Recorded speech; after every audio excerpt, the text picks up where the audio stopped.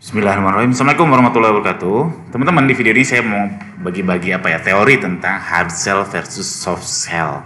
Apa sih bedanya hard sell? Apa itu bedanya soft sell? Ini akan saya jabarkan. Pertama, definisi dulu. Jadi hard sell itu biasanya metode jualan yang kita langsung spesifik. Jadi dia direct ya, direct nggak pakai basa-basi. Dia biasanya nunjukin harga, nunjukin speknya. Kalau saya jualan HP, harganya berapa, speknya berapa, itu biasanya disebut hard sell. Sedangkan soft sell biasanya ciri-cirinya itu dia sharing. Jadi sharing tentang tentang bisnisnya, sharing tentang produknya, sharing tentang testimoni. Lalu ada cerita juga. Ini perbedaannya. Jadi intinya kalau hard sell itu direct atau langsung to the point, kalau soft sell itu kebalikan dari hard sell atau enggak to the point. Oke, itu definisinya. Lalu perbedaan selanjutnya adalah jangkauannya. Nah, kalau hard sell itu jangkauannya segitu-segitu aja. Kenapa?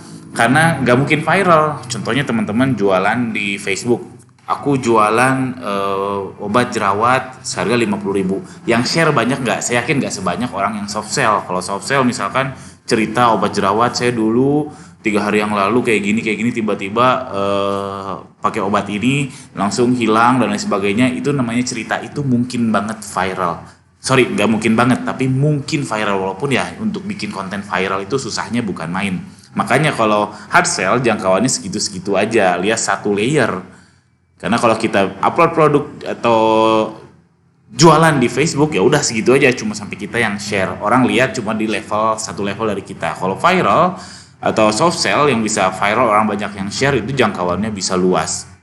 Makanya kalau hard sell itu cocoknya memang di marketplace, tapi bukan berarti tidak mungkin di Facebook ya.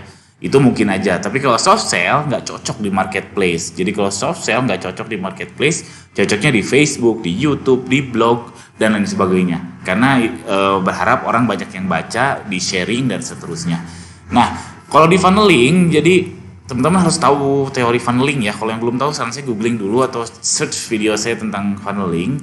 Jadi ada cold, warm, sama hot. Intinya cold itu orang yang belum tahu sama sekali. Warm itu orang yang mungkin sudah terpapar dengan konten Anda. Kalau hot itu orang yang memang sudah mau beli atau yang sudah beli dan seterusnya.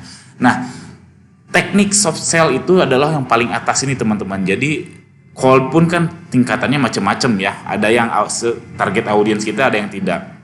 Contohnya misalkan kita jualan bumbu dapur, tapi kita bikin soft sell cerita tentang anak muda. Anak muda kan sebenarnya bukan target market kita, bukan target market Anda untuk soft sell itu, tapi ibu-ibu. Nah, itu menjangkau orang itu ya nggak apa-apa, soft sell itu nggak apa-apa, karena berharap jangkauannya sangat luas sekali. Makanya kalau di funneling, soft sell itu adalah yang paling atas, yang sangat luas.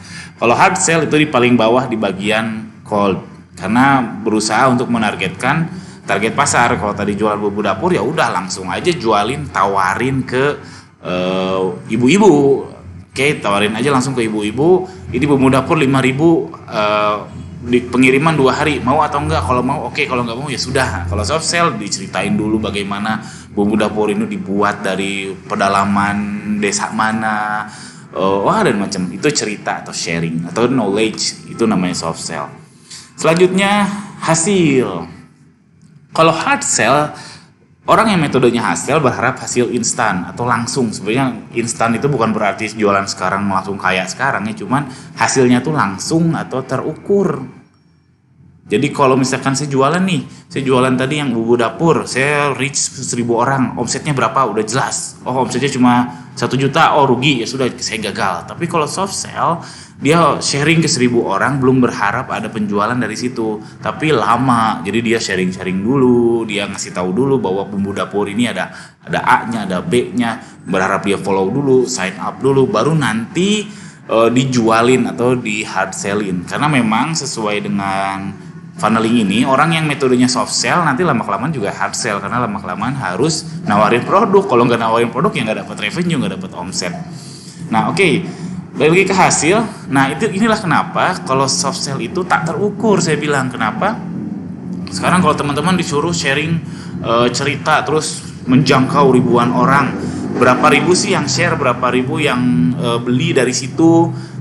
Macam-macam, gak lebih terukur daripada yang hard sell. Kalau hard sell kan jelas ya, kita 1.000 orang, kita menjangkau 1.000 orang yang beli berapa, omset berapa. Kalau soft sell panjang, menjangkau 1.000 orang yang share berapa, yang baca berapa, yang tertarik berapa, yang ngefans berapa, dan seterusnya. Itulah kenapa, karena soft sell ini agak susah terukur, pelatihan itu menjamur yang tentang soft sell ini. Kenapa? Karena nggak bisa ditagih. Sekarang kalau ada pelatihan hard sell, menaikkan omset 10 kali, kalau nggak naik 10 kali ya udah tagih aja ke penyedia pelatihan tersebut. Ini gua nggak naik 10 kali, ya lu tanggung jawab. Kalau soft sell nggak gitu, nggak bisa kita tagih karena panjang, ukurannya panjang, apa yang harus kita ukur itu panjang. Oke, itulah kenapa pelatihan soft sell itu lebih menjamur daripada pelatihan hard sell. Belum lagi kalau hard sell itu kan sangat dipengaruhi oleh algoritma ya. Nah, kadang algoritma itu berubahnya cepat sekali, makanya kalau hard sell itu gampang banget terukurnya. Selanjutnya adalah price sensitive. Kalau hard sell, ya jelas price sensitive.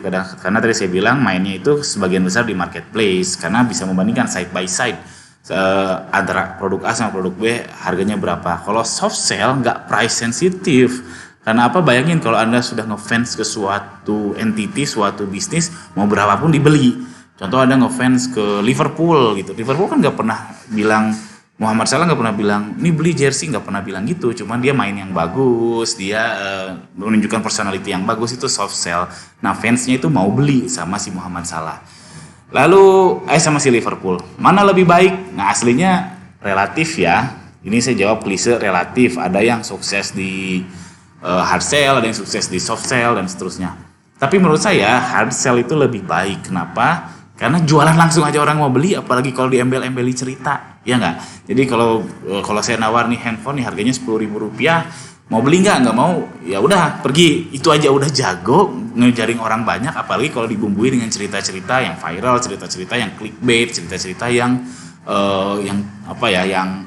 yang sharing knowledge dan seterusnya. Jadi menurut saya hard sell lebih baik. Kalau saya aliran mana? Saya aliran hard sell. Dan belum jago-jago amat juga ya, tapi saya lebih suka direct aja jualan. Anda mau beli nggak? Mau, ayo. Kalau enggak ya sudah gitu. Tapi ini YouTube saya juga, blog saya juga itu sebenarnya soft sell, karena saya nggak sharing tentang jualan. Harapannya ada orang yang ngelihat konten saya dan ngepoin produk saya ini jualan saya dan beli. Itu namanya soft sell. Oke, jadi ini beriringan. Jadi nggak, kalau hard sell semua enggak gitu, tapi ada hard sell, ada soft sell-nya. Dan lagi yang soft sell juga suatu saat harus hard sell, harus nawarin produknya. Oke, sekian aja tips singkat ini atau materi ini. Jika ada pertanyaan, tuliskan di kolom komentar di bawah seputar hal ini atau seputar hal apapun juga boleh. Sekian, assalamualaikum warahmatullahi wabarakatuh.